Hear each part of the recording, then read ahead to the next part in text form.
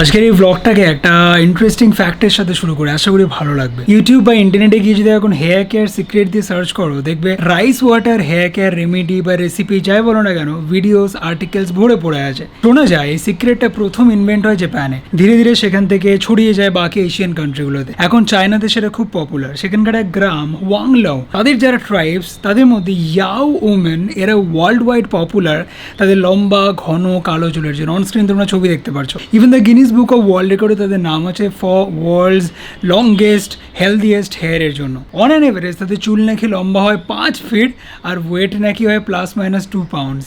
Even এটাও শোনা যায় সেই গ্রামের যারা মহিলা তারা নাকি নিজেদের সারা জীবনে ম্যাক্সিমাম হয়তো একবার হেয়ার কাট করে, দরকারই নাকি পড়ে না। Split ends, dry hair, damage hair এই সমস্ত তাদের ডিকশনারিতে নেই। ইভেন সেই গ্রামের যে সব থেকে এজেড মহিলা যার বয়স +- 80, তার মাথায় নাকি একটাও পাকা চুল নেই। তো সেই কোন অতীতে জাপান থেকে ইনিশিয়েট হওয়া এই সিক্রেটটা ধীরে ধীরে এত ছড়িয়ে গেল যে আজকের দিনে দাঁড়িয়ে ইন্টারনেটে hair care related one of the most trendy topic. একদম সহজ ভাষায় বলতে গেলেই পুরো সিক্রেটটা সেন্টার পয়েন্টে রয়েছে ফার্মেন্টেড রাইস ওয়াটার। ফার্মেন্টেশনের দরুন জলের পিএইচ লেভেলটাকে এতটাই কম করা হয় যে সেটা হেয়ার ফলিকলসগুলোর জন্য একদম ম্যাজিকের মতন কাজ করে।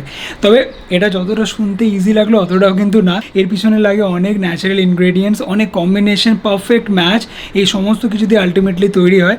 অ্যান্ড এই ম্যাজিক্যাল ফর্মুলাটাকে কাজে লাগিয়ে মামাআর্থ তো বানিয়ে ফেলেছে নিজেদের rice water hair care range, oil, shampoo and conditioner. আমার পার্সোনালি মনে হয় অনিয়ন হেয়ার রেঞ্জের পর এটা এখন নেক্সট পপুলার রেঞ্জ হতে চলেছে। তোমরা কি মনে করো? কমেন্টে লিখে জানিও।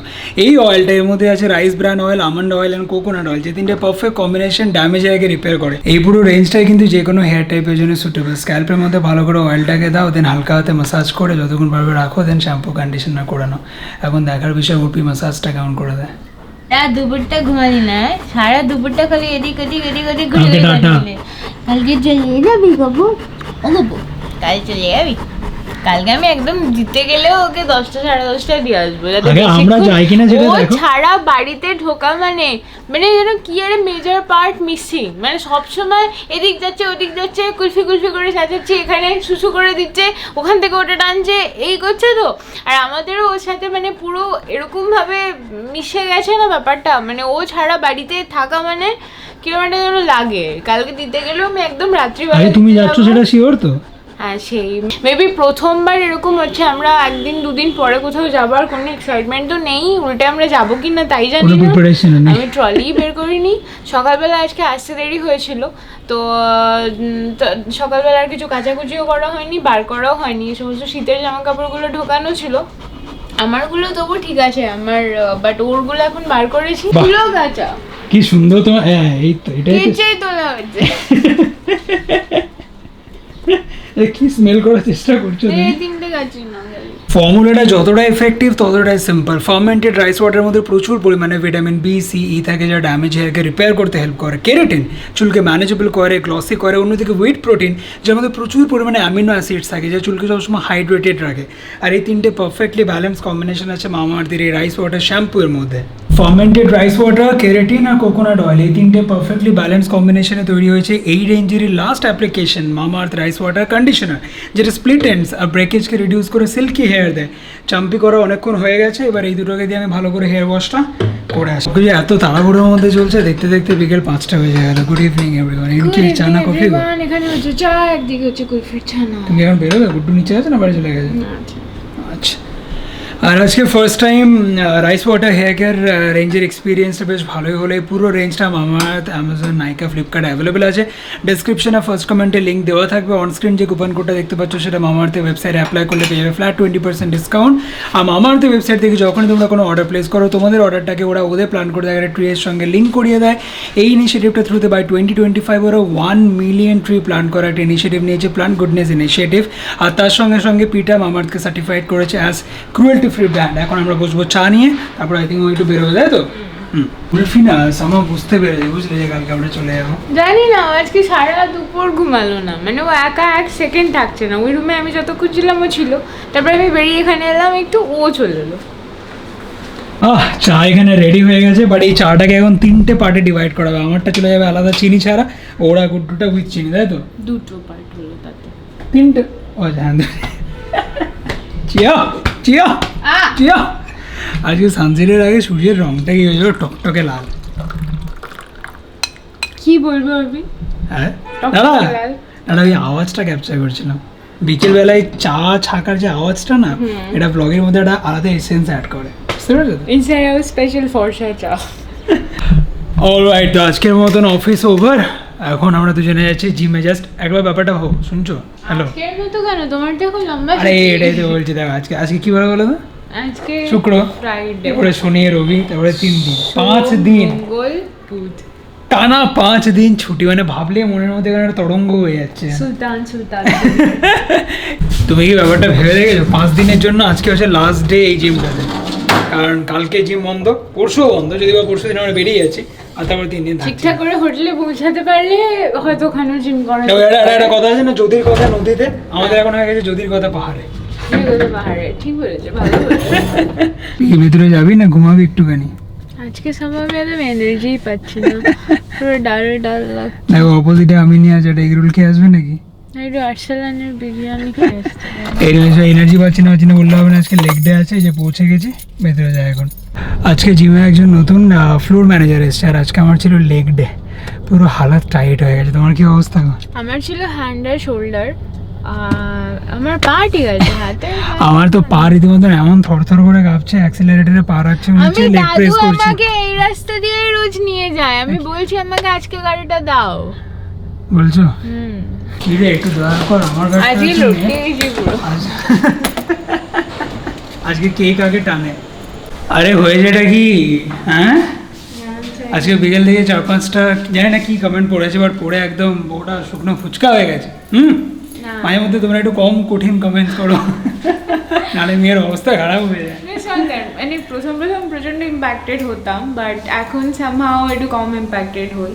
বাট ব্যাপারটা কি, সকাল থেকে উঠে নো ম্যাটার আমরা দুজনে যে সিচুয়েশনের মধ্যে দিয়ে গো থ্রু করি না কেন, আমরা অলওয়েজ চেষ্টা করি পজিটিভিটি স্প্রেড করার। ইভেন তোমরা অনেকে বলো কি হ্যাঁ তোমাদের ব্লগ দেখলে খুশি লাগে, ভালো লাগে, but at the same time তোমরা যখন আমাদের থেকে একদম পারফেক্ট হওয়ার এক্সপেকটেশন রাখো, তখন আমার মনে হয় তোমাদের কমেন্টগুলো, মানে আমি কিছু জনকে উদ্দেশ্য করে বলছি, এটা ডেফিনেটলি সবার জন্য না, 80% মানুষ আমাদের খুব ভালোবাসে অ্যান্ড আমরা ওবলাইজড অ্যান্ড অনার্ড, বাট ওই 20% মানুষের জন্য বলছি।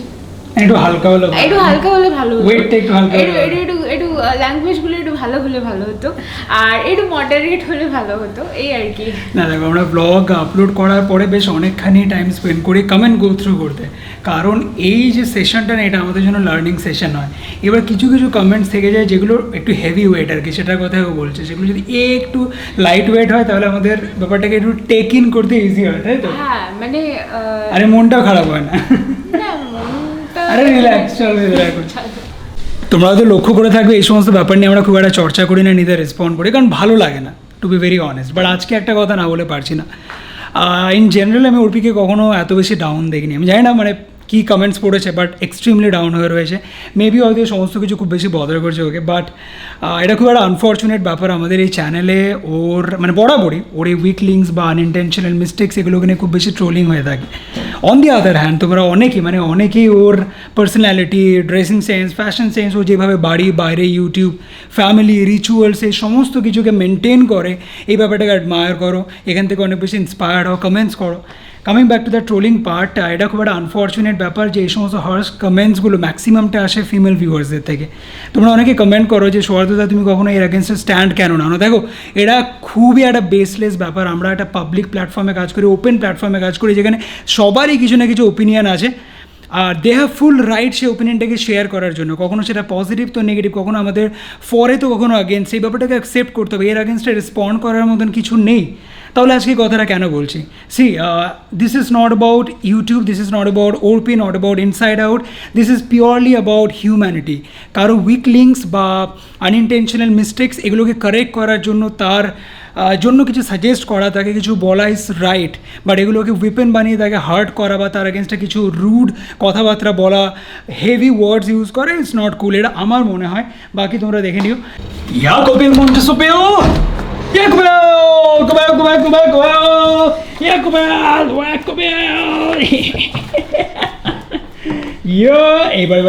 এবার কোনটাকে আগে মুখে নেবে, এই যে কিচ্ছু খুঁজে পাচ্ছে না। কিরে কিচ্ছু খুঁজে পাচ্ছে না, কিছু একটা ওকে মুখে নিতেই হবে। এই যে আলটিমেটলি বালিশ, এ ধর ধর এ ধর ধর ধর ধর ধর ধর ধর ধর ধর ধর ধর ধর ধর ধর ধর ধর এ ধর ধর ধর ধর ধর ধর ধর ধর ধর ধর ধর ধর ধর।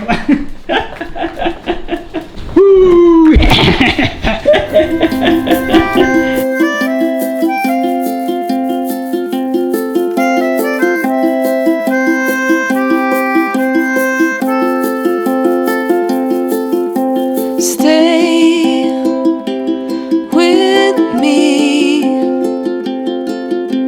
Stay. দেখো দেখো দেখো এটা কান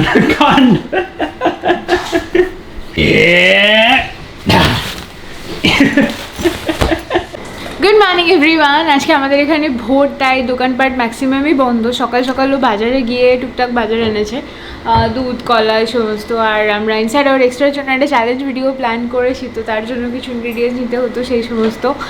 আর আমাদের প্যাকিং একটু হয়েছে, ট্রলিটা খাটের তলা ছিল, এটাকে বার করেছি আজকে। আর হাতে কালকে ওর জামা কাপড়গুলো কাচার পরে মেলে দিয়ে এসেছিলাম, তো সেগুলো সকালবেলা এনে পাট করে এর মধ্যে ঢোকানো হয়েছে। আমার কিছু জামা কাপড় ঢোকানো হয়েছে, বাট ফাইনাল চেকিং মানে ফাইনালি একটু দেখবো কি আর কিছু নিতে হবে কিনা বা কিছু এক্সট্রা নিয়েছি কিনা, সেগুলো রাত্রিবেলা করবো।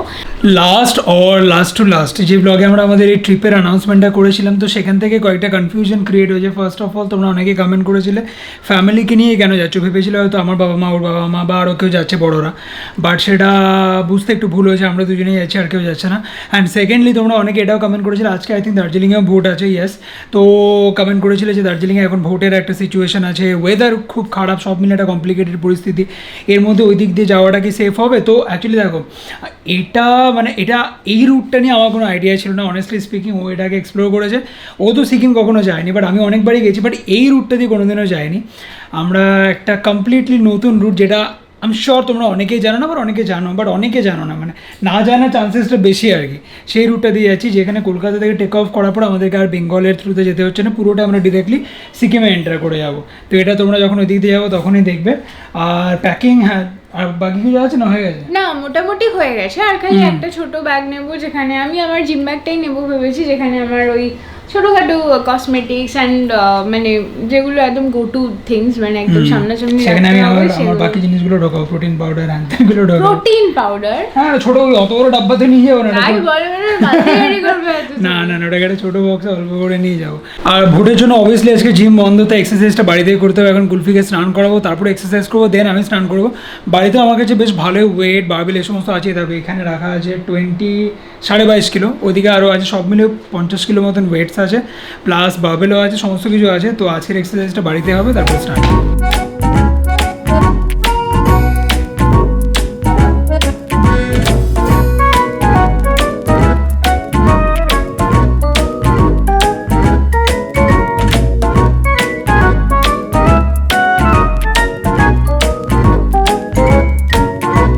Good afternoon everyone. কি হলো? তোর নাম পিপি? বাজে এখন 3:05, কুলফিকে স্নান টান করানোর পরে ওকে লাঞ্চ করানো হলো, আমরা লাঞ্চ করলাম। আর এই যে এখানে ব্যাগও রেডি হয়ে গেছে, প্যাকিং অল ডান অলমোস্ট। কালকে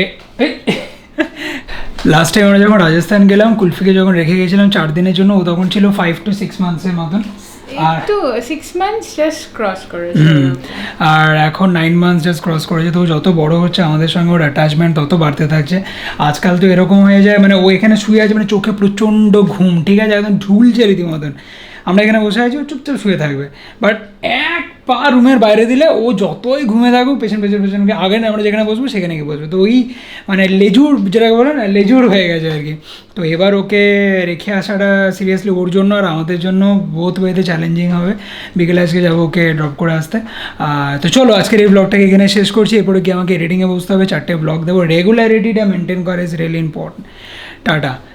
As we always say, take care of yourself, your friends, your family, everybody around you. Stay happy, stay blessed and stay pretty. ভালো থেকো, দেখা হচ্ছে তোমাদের সঙ্গে নেক্সট এক্সাইটিং ব্লগে। Till then take care, bye bye and have a lovely day ahead.